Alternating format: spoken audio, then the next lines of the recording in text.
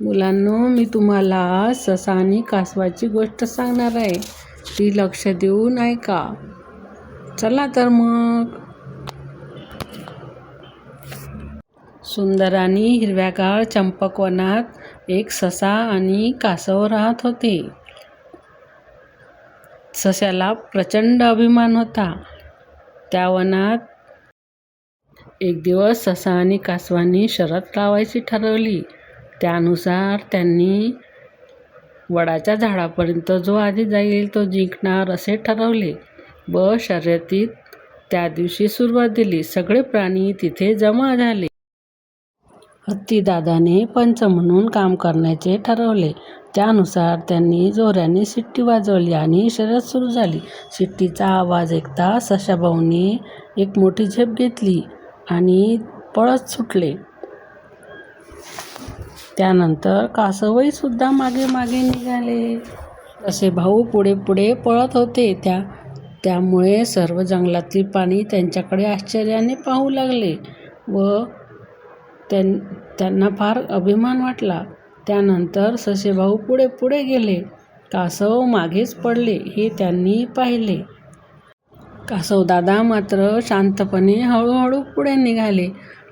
ससाभाऊ त्यांना मागे मागे वळून वळून पाहत होता व पुढे खूप जोराने पळत गेला. तसा तो शांतपणे पुढे पुढे पुढे जात राहिला. त्यानंतर त्यांनी पाहिले कासव खूप मागे पडले आहे. त्यांनी थोडी विश्रांती घ्यायची ठरवली व ते एका झाडाखाली थांबले. त्यानंतर कासव मात्र हळूहळू पुढे निघाले व जातच राहिले. इकडे कासवराव मात्र एका क्षणासाठी थांबले नाहीत. ऊन वाढू लागले होते. त्यांना थकवा येत होता, पण त्यांच्या मनात एकच ध्येय होते, ते शेवटी म्हणजे शर्यतीचे टोक. ते हळू पण सतत या मंत्राचा जप करत पुढे पुढे चालत राहिले. चालता चालता कासवराव त्याच झाडाजवळ पोचले. तिथे ससाभाऊ गोरत होता.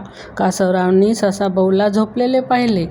त्यांना वाटले आपण थोडा वेळ थांबावे, पण त्यांनी स्वतःवर ताबा ठेवला. कोणताही गाजावाजा न करता अगदी शांतपणे सशाभाऊला मागे टाकले आणि आपली वाट चालत राहिले.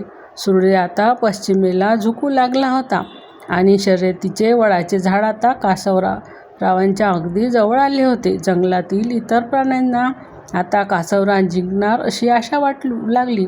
त्यांनी हळू आवाजात कासवाचा जय जयकार सुरू केला. त्याचप्रमाणे कासव तसेच पुढे पुढे पुढे चालत होते.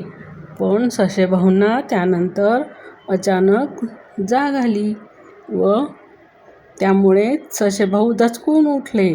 त्यांनी डोळे चोळत समोर पाहिले तर सूर्य मावळतीला आला होता. तो रडला, बापरे, मला फार उशीर झाला. तो वाऱ्याच्या वेगाने शेवटच्या रेषेपर्यंत पोचला आणि हत्तीदादाने कासवरावांचा हात हवेत उंचावून त्यांना विजेता घोषित केले. सर्व प्राण्यांनी कासवरावावर फुलांचा वर्षाव केला. ससाभाऊ तिथे पोचला आणि त्याने लाजून आपले डोके खाली पाडले. त्याला त्याच्या गर्वाचे घर खाली झाल्याची जाणीव झाली. तो कासवराव, मला माफ करा, मी माझ्या गर्वामुळे हारलो आणि तुम्ही तुमच्या चिकाटी व सातत्य याच्यामुळे जिंकले. अशा प्रकारे चंपकवनात पुन्हा एकदा शांतता व मैत्रीचे वातावरण निर्माण झाले. हळू पण सातत्याने चालणारा माणूस नेहमी जिंकतो यावरून लक्षात येते. म्हणून कोणतीही कामात घमेंड न करता सातत्याने प्रयत्न करत राहिल्यास यश नक्की मिळते. अशी ही ससा आणि कासवाची गोष्ट आपल्याला कशी वाटली ते सांगा मला. अशा प्रकारे ससा आणि कासव पुन्हा सुंदर वनात आनंदाने राहू लागले. सर्व प्राण्यांनी त्या कासवरावांचे खूप खूप स्वागत केले व इथेही मी गोष्ट समाप्त करत आहे. नमस्कार.